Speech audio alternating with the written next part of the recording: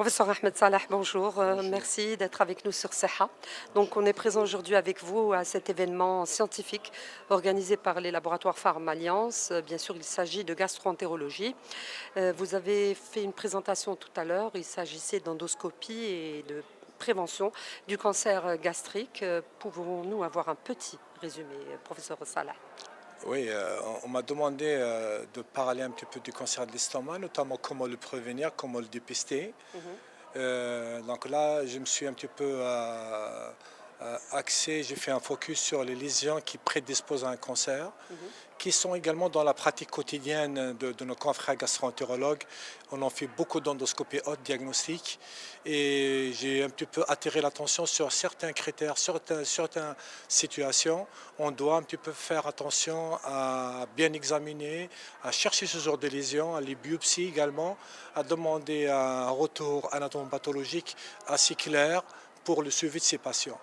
On a en Algérie, comme partout ailleurs, partout en Afrique et en Europe, une forte prévalence de l'infection AHP, Mhm. qui est le plus gros facteur de risque du cancer gastrique. Et d'où l'intérêt à nous de trouver cet hélicobactère, de le traiter, mais également de chercher un petit peu ses conséquences, qui sont la gastrite chronique, Oui. qui va de la partie basse de l'estomac, elle remonte jusqu'au corps. Et ça, c'est un facteur de risque.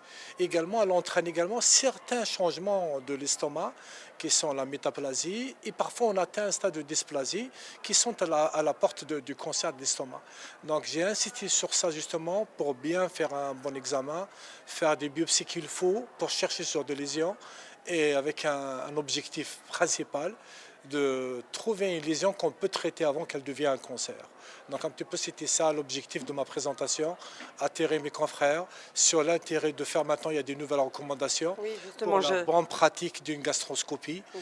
ce qu'on appelle l'endoscopie digestive de haute qualité. Oui. On doit faire un examen d'abord en lumière blanche, ce qu'on fait tous les jours. Après, on va faire ce qu'on appelle une coloration virtuelle, Mhm. avec rien qu'en cliquant sur un bouton sur l'endoscope, on a toute une image qui change et ça nous met en évidence certaines modifications de la muqueuse gastrique pour nous permettre de biopsier ce genre de lésions ou bien, quand elles sont évidentes, de les traiter également. Faire de la mucosectomie ou bien de la dissection. Très bien, Voilà, tout ça, bien sûr, en matière de prévention. de Comme prévention. vous avez dit, il y a des recommandations. Oui, il y a toute une série de recommandations qu'on appelle le MAPS 3, qui a été publié donc, en 2025, sur la qualité de l'endoscopie et également sur les facteurs de risque, sur les sujets à surveiller, la manière de traiter ces lésions, de les surveiller et la manière également de faire des biopsies, la manière d'analyser sur le plan anatomopathologique les biopsies qu'on fait. Donc il y a toute une série de nouveautés qu'on a mis en exergue aujourd'hui avec cette journée. Très bien, merci beaucoup, professeur Salah. Merci à vous.